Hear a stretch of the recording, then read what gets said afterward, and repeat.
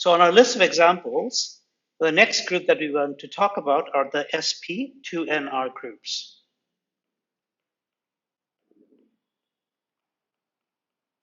So the Sp2nr groups are important for classical mechanics.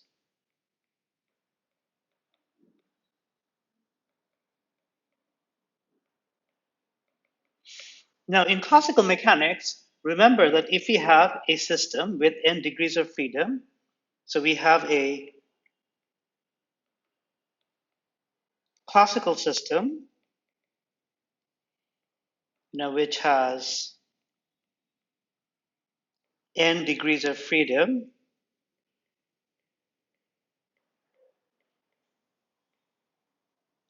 So what do I mean by n degrees of freedom? So for example, if I have a particle in three-dimensional space, then its coordinates, it's given by three coordinates, right? So then it would have 3 degrees of freedom. So similarly, suppose that we have some complicated system where there are more than one particle and there are some constraints relating the particles. So the number of degrees of freedom would not be a simple 3n times the 3 times the number of particles. It could be some general integer n. So let's just keep things general. So we have n degrees of freedom. So another way of putting it is by n, I mean there are n generalized coordinates.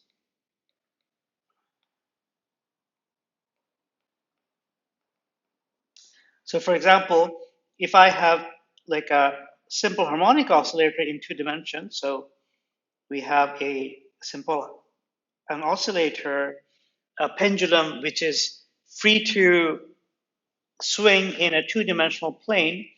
So it's, but it follows the arc of a circle as it oscillates. So superficially, the position of the bob of the pendulum is given by 2 numbers. But we know that because the bob of the pendulum is constrained to move on a circle, it's actually adequately and accurately described by just one number, angle theta. So this is an example of a system which has only 1 degree of freedom. So in classical mechanics, if we have a system with n degrees of freedom, then at any given moment, the state of the system is represented by a point on a 2n-dimensional space called the phase space. So the complete state of a classical system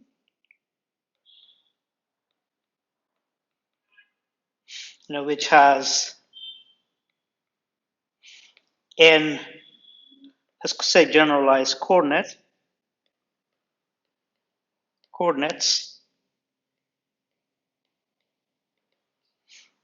is represented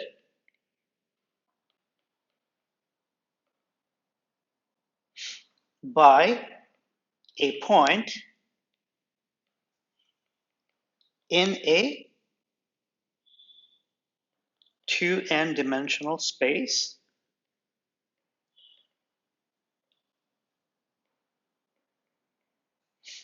called the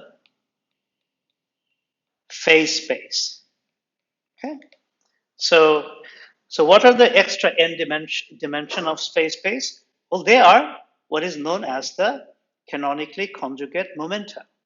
So suppose this is our phase space, and we have the generalized coordinates in this direction. So these are the QIs. Then in the other direction, we are going to have PIs. So PIs, okay, so what are these things? QIs are the generalized coordinates.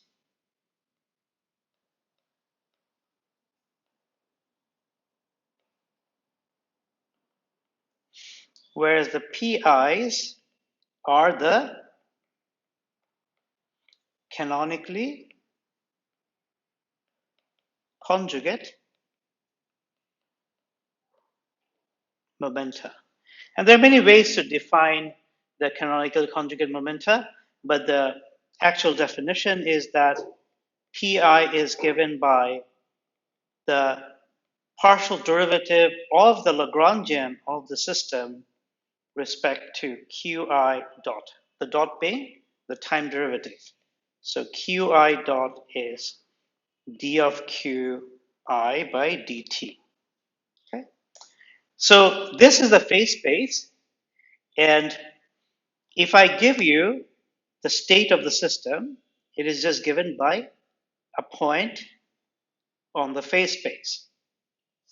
As we know that Newton's law is a second order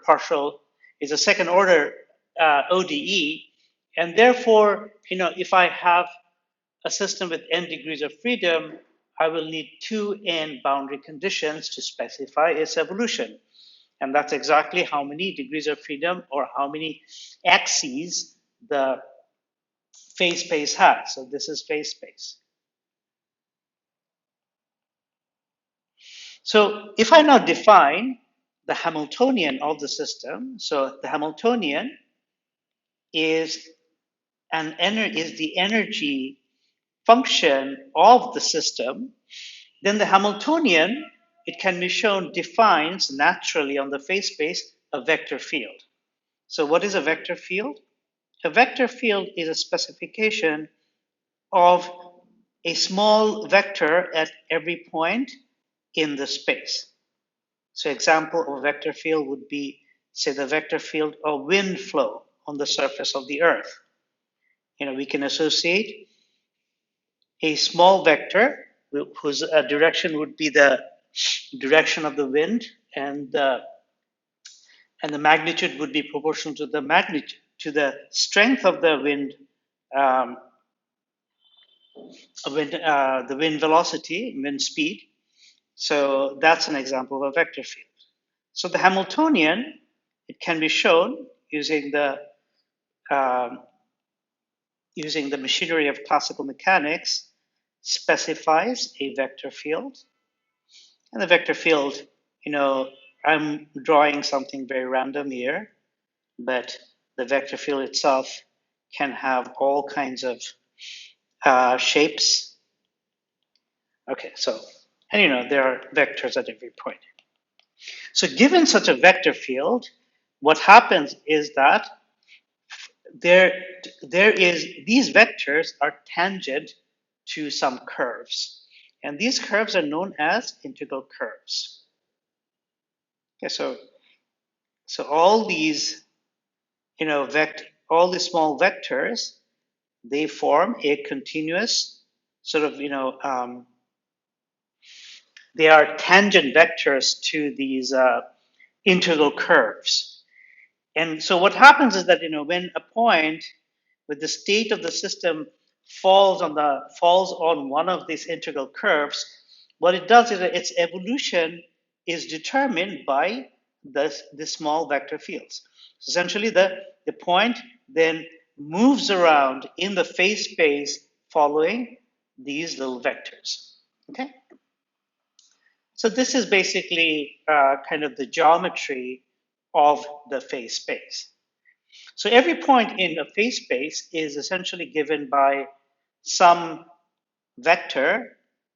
So this is a different vector from the vector field. This is just a column matrix, which consists of, say, the generalized coordinates and the canonical conjugate momenta. So this V gives us a point in the phase space. So Hamilton's equation, which are basically Newton's equation but formulated in terms of phase space,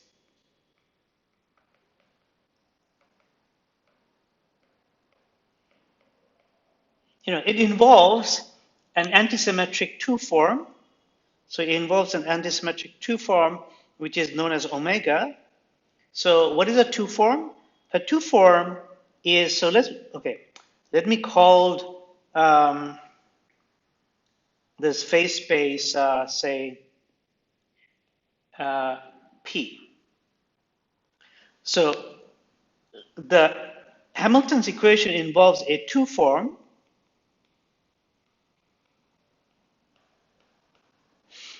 which maps us from, say, 2 points on the phase space, so this should be P, not F, to a point in R.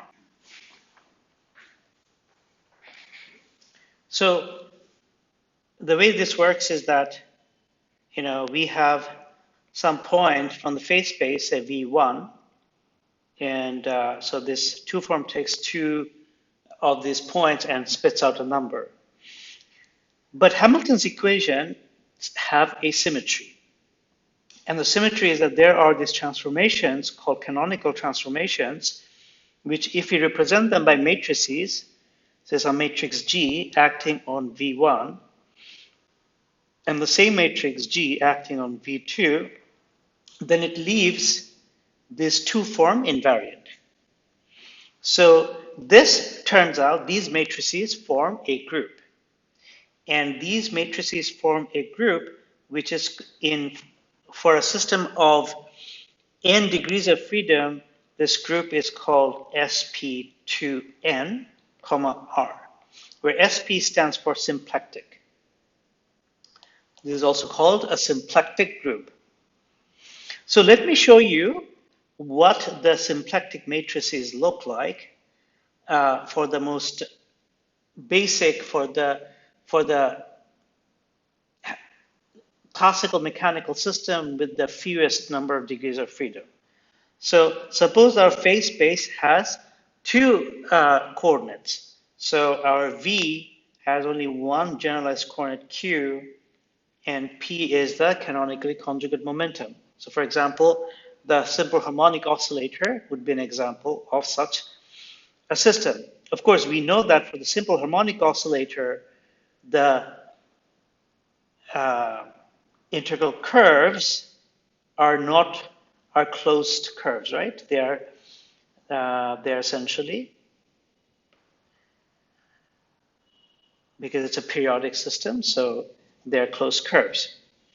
So what we do is that we take this V and we plug it into this equation. Now there's another theorem in classical mechanics, and that theorem is called Darbus Theorem. And what that theorem says is that locally we can always find some coordinates such that the 2 form omega can be represented as a matrix like this. So for our case, so let me just choose the signs according to my convenience. So Darbus theorem says that the 2 form can always be chosen in this way. Okay, so now if I look at the definition of the symplectic group, which is this thing, then what do we get?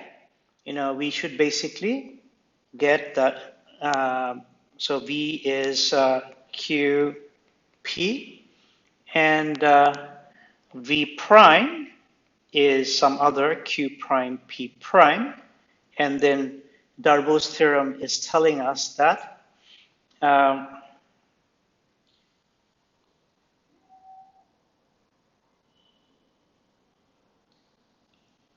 omega is 0, 1, minus 1, 0. And now if I represent my 2 by 2 matrix by, say, alpha, beta, gamma, delta, where alpha, beta, gamma, delta are real numbers, then basically what we have is that this equation, omega V comma V prime equal to omega G acting on V and G acting on V prime.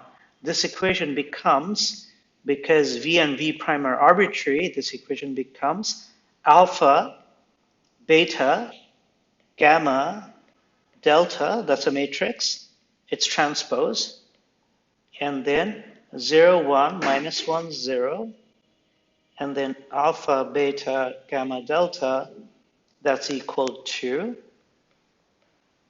0, 1, minus 1, 0. Okay, so if you now work this out, what happens is the left-hand side just becomes 0, alpha, delta, minus beta, gamma, and then minus alpha, delta, plus beta, gamma, 0. This is equal to 0, 1, minus 1, 0. So this becomes that the determinant of the matrix alpha, beta, gamma, delta is plus 1. So this is the condition that the Sp2, R matrices have to satisfy. Now, incidentally, see that this is also the condition for the group, which is SL2R.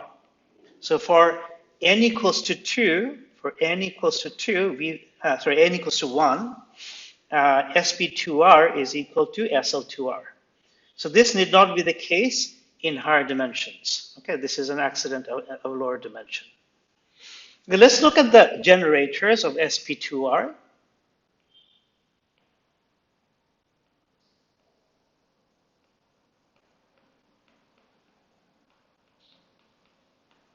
So the generators of Sp2R, so to find them out, let's just represent an element of Sp2R by exponential times lambda L, where lambda is a real number and L is some matrix.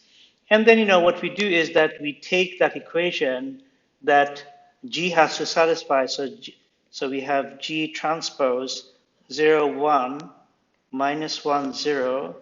G is equal to 0, 1, minus 1, 0. And then we take its derivative and set that equals to 0. Well, this we are taking the derivative of an equation and then set the value of the parameter lambda to 0. So if I do this, I get an equation for L. And that equation is L transpose 0, 1, minus 1, 0, plus 0, 1, minus 1, 0, L is 0. Okay. So if I now represent L, the matrix L, what this does is that it puts a constraint on the matrix. It says that the matrix has to be trace-free. So the matrix has to be A minus A, B, C. This has to be the form of the matrix. And as we can see, we cannot further constrain the matrix because we are already down to 3 parameters, A, B, and C. And we know that SL2R is a 3-dimensional group. And therefore, Sp2R is also a 3-dimensional group. So we can now choose the generators of Sp2R. So these are the generators of Sp2R. They are E, 0, 1, 0, 0. F is 0, 0, 1, 0. G, 1, 0, 0, minus 1. Okay, so these are the generators. And so from these generators, we can now derive the Lie group, the Lie algebra, sorry. So the Lie algebra is going to be the commutator of E and F is G. The commutator of G and E is 2E. And the commutator of G and F is minus 2F. Okay. So this is what the Lie algebra looks like. Now let's look at the subgroups of Sp2R.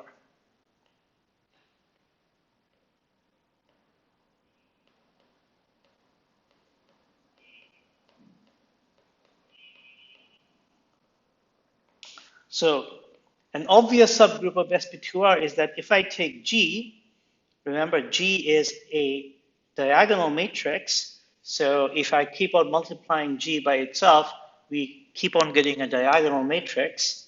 So if I exponentiate G, then I get e to the power t 0, 0, e to the power minus t. And we can see t can take any values, and therefore, this is, this group is going to be,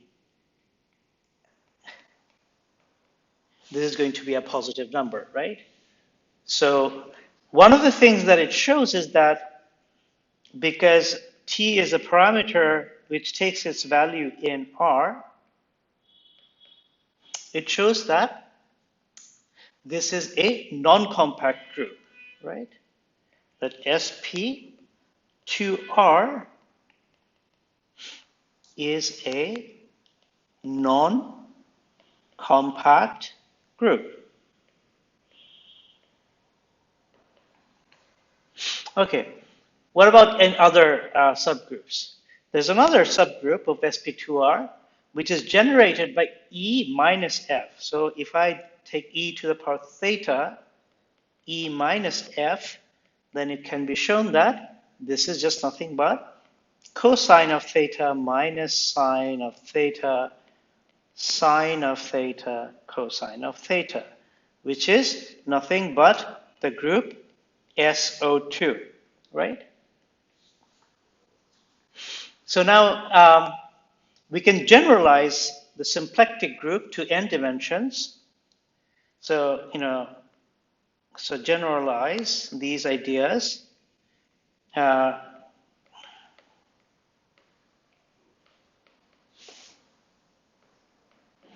Sp2nr. In that case, we have to solve the condition G transpose 0, 1, minus 1, 0, G equal to 0, 1, minus 1, 0. So these are block matrices, and they are all n by n matrices, so that the whole matrix is 2n by 2n, and these are 2n by 2n matrices. And again, if we now solve for the generators of this group, then these are 2n by 2n matrices, the generators, and the generators will have the form that there's an n by n matrix along the diagonal, and on the off diagonal there'll be two more matrices, B and C, and both B and C must be orthogonal, symmetric matrices. Okay. Now you can show that the dimension, and I leave it as an exercise, and just from this and these relationships, you can show the dimension of Sp2n,